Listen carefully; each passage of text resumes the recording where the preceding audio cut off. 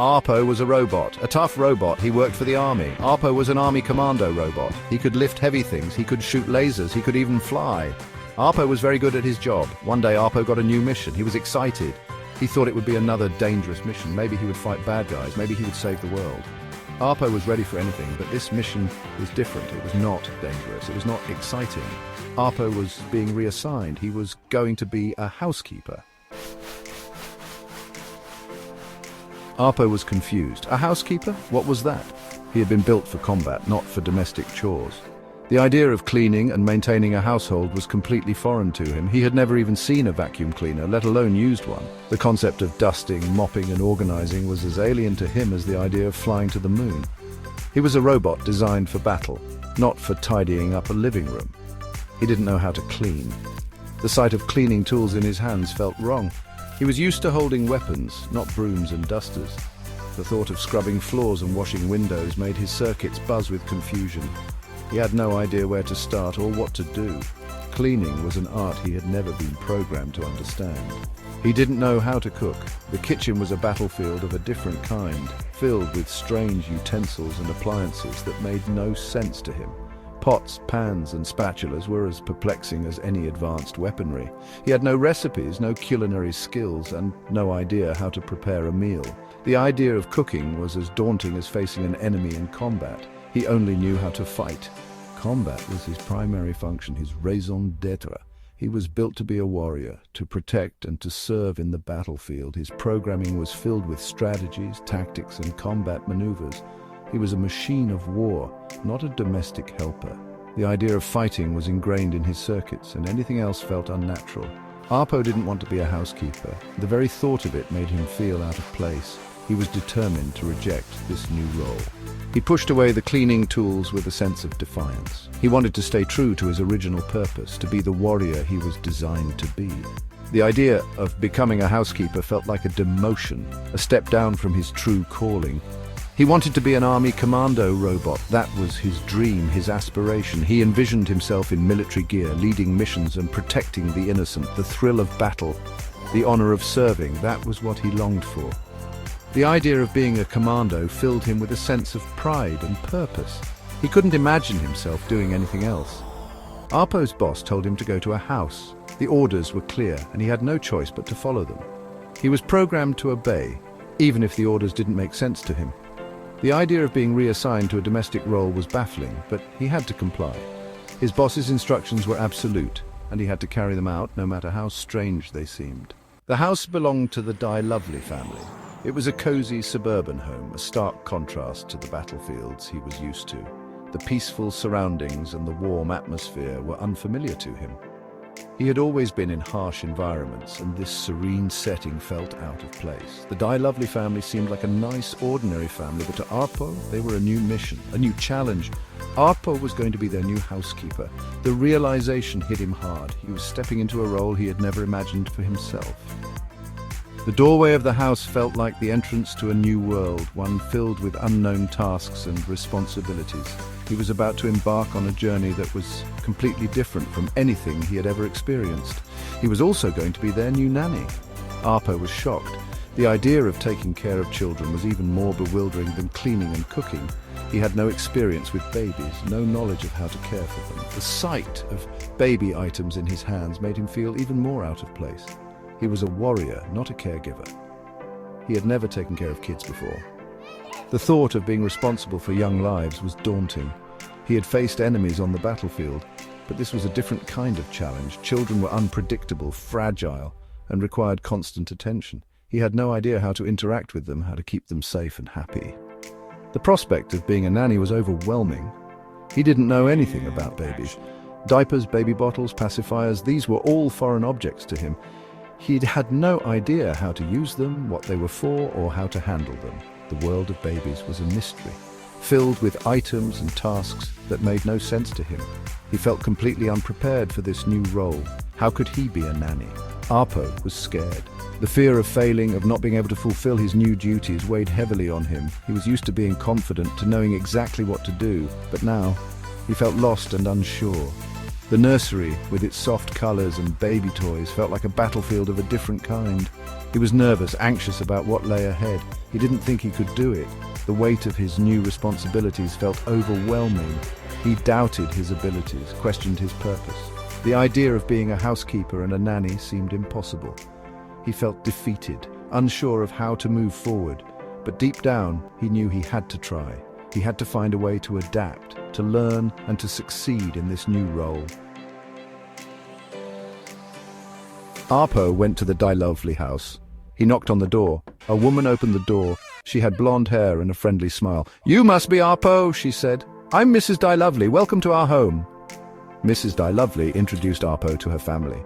There was Mr. DiLovely, who was a scientist. There was Joey, who was a playful 6-year-old boy. And then there was baby Daniel. Daniel was a cute baby with chubby cheeks. He was always giggling and drooling. Arpo thought Daniel was kind of cute in a messy baby kind of way. Mrs. DiLovely showed Arpo around the house. She wanted to make sure he was familiar with every corner of their home. From the living room to the kitchen and even the backyard, she left no stone unturned. Arpo, with his advanced sensors and analytical capabilities, absorbed every detail. He noted the locations of all the essential items and the layout of the rooms. Mrs. DiLovely emphasized the importance of keeping the house clean and organized, a task she hoped Arpo would excel at. She showed him how to use the washing machine. This was crucial because with 2 kids, laundry piled up quickly. Mrs. DiLovely explained the different settings for various types of clothes. Arpo watched intently as she demonstrated how to separate whites from colors and how to measure the right amount of detergent. He recorded every step in his memory banks, ensuring he could replicate the process perfectly. She showed him how to load the dishwasher. This was another essential skill, as the family used a lot of dishes throughout the day. Mrs. DiLovely explained the importance of scraping off food residues before loading the dishes. She also showed Arpo how to arrange the dishes to maximize space and ensure everything got cleaned properly. Arpo's mechanical hands moved with precision, mimicking her actions. She even showed him how to change a diaper. This was perhaps the most challenging task for Arpo. Mrs. DiLovely used a toy doll to demonstrate the process, explaining each step in detail. She showed him how to clean the baby, apply diaper cream, and fasten the diaper securely. Arpo's sensors detected the unpleasant odors, but he knew this was an important part of his duties. Arpo was grossed out, but he tried to pay attention. He understood that taking care of baby Daniel required patience and diligence. Despite his initial discomfort, Arpo was determined to master this skill. He knew that a clean and happy baby was essential for the family's well-being. Taking care of baby Daniel was hard work. Daniel cried a lot. Arpo had to learn how to soothe him, which was no easy task. Mrs. DiLovely taught him various techniques, such as rocking the baby gently, singing lullabies, and using a pacifier. Arpo's sensors monitored Daniel's reactions and he adjusted his methods accordingly. It was a steep learning curve, but Arpo was up for the challenge. He needed to be fed every few hours. Mrs. DiLovely showed Arpo how to prepare the formula and warm the bottle to the right temperature. Feeding time was a bonding moment, and Arpo learned to hold Daniel gently while feeding him. He monitored the baby's intake to ensure he was getting enough nutrition. He also needed his diaper changed all the time. Arpo quickly realized that diaper changes were a frequent necessity. He became more efficient with each change, learning to anticipate Daniel's needs. Mrs. DiLovely praised his progress, which motivated Arpo to keep improving. Arpo didn't know babies were so much work. The constant attention and care required were overwhelming at times. However, he was committed to his role as a nanny. He knew that his efforts were making a difference in the family's daily life. Joey was a lot of fun, though. Unlike baby Daniel, Joey was older and more independent. He loved to play games and engage in various activities. Arpo found joy in these moments as they provided a break from the more demanding tasks. He loved to play with Arpo. Joey's laughter and excitement were infectious. They played hide and seek, built block towers, and even had dance parties. Arpo's programming allowed him to adapt to Joey's energy and creativity, making playtime enjoyable for both of them. He pretended that Arpo was his robot pet. Joey's imagination knew no bounds. He would give Arpo commands as if he were a pet dog, and Arpo would play along, performing tricks and following Joey's lead. This playful dynamic strengthened their bond. He would throw a ball and Arpo would catch it with his metal claws. This game of catch became a favorite pastime.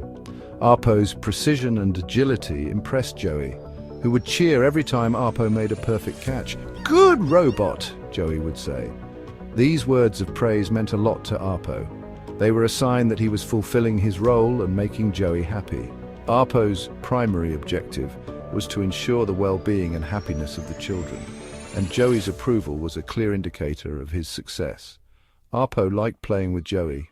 These moments of joy and laughter were a reward for all the hard work. Arpo realized that being a nanny was not just about performing tasks, but also about building relationships and creating happy memories. The bond he formed with Joey was a testament to his dedication and care. Section 5. Adventures in Baby Food. One sunny afternoon, Mrs. DiLovely, with her usual warm smile, asked Arpo to feed Daniel. She trusted Arpo, the robot nanny, with many tasks, but today was special. Feeding Daniel was a delicate job, and Mrs. DiLovely wanted to ensure everything went smoothly. She handed him a jar of baby food, its label showing a happy baby and the words, "Green Pea Delight." "Just warm it up and feed it to him," she instructed, her voice filled with confidence. Arpo nodded, determined to complete the task perfectly. Arpo examined the jar of baby food closely. The contents looked like green goo, a far cry from anything he had seen before. He tilted his head, trying to understand why human babies would eat something that looked so unappetizing. Unsure of how to proceed, Arpo scanned the kitchen. The room was filled with various appliances, each with its own purpose. He needed to figure out which one would warm the baby food without causing any trouble. His gaze landed on the microwave. He remembered seeing Mrs. DiLovely use it before to heat up meals. It seemed like the logical choice. Arpo approached the microwave, his sensors analyzing its buttons and functions. Maybe he could use it to warm up the baby food. He carefully held the jar, contemplating the best way to proceed. The microwave had always seemed straightforward when Mrs. DiLovely used it, but now it felt like a complex puzzle. Arpo decided to give it a try. He placed the jar of baby food inside the microwave, making sure it was centered. He hoped this would be a simple task, just like he had seen before. He pressed some buttons, trying to remember the sequence Mrs. DiLovely used. Finally, he pressed the start button, feeling a sense of accomplishment. The microwave hummed to life and Arpo watched intently. But then the microwave started to make a strange noise. It was a low hum at first, but it quickly grew louder and louder. Arpo's sensors picked up the increasing decibels and he began to worry. This wasn't how it was supposed to go. Suddenly there was a loud bang. The noise echoed through the kitchen, startling Arpo. The microwave stopped abruptly and the room fell silent. Arpo's circuits buzzed with confusion and concern. He cautiously opened the microwave door, expecting to see the jar of baby food, but to his surprise, it was gone. The inside of the microwave was empty, and Arpo's sensors couldn't detect the jar anywhere. In its place was a cloud of green smoke, slowly wafting out of the microwave. The kitchen began to fill with the strange green mist. Arpo's sensors detected the unusual composition of the smoke, and he knew something had gone terribly wrong. He needed to fix this before Mrs. DiLovely returned. Section 6. Robot Lullaby and Other Mishaps. Arpo had a lot to learn about being a nanny. He accidentally put Daniel's diaper on backwards. He sang him robot lullabies that sounded like car alarms. He even tried to feed him engine oil, thinking it was apple juice. But slowly, Arpo was getting better. He was learning how to take care of Daniel. He was learning how to play with Joey. He was even learning how to be part of the DiLovely family. Section 7. A Heart of Circuits. Arpo realized that being a nanny wasn't so bad. It was actually kind of fun. He liked making Daniel laugh. He liked reading stories to Joey. He even liked cleaning up their messes most of the time. Arpo was starting to feel something strange. He had never felt it before. It was a warm feeling, a fuzzy feeling, a happy feeling. Arpo was starting to feel like he belonged. He was starting to feel like family. Section 8. More than just a machine.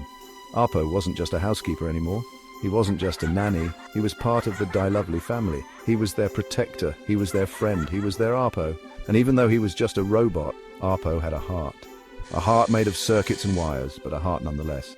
And that heart was filled with love for his new family.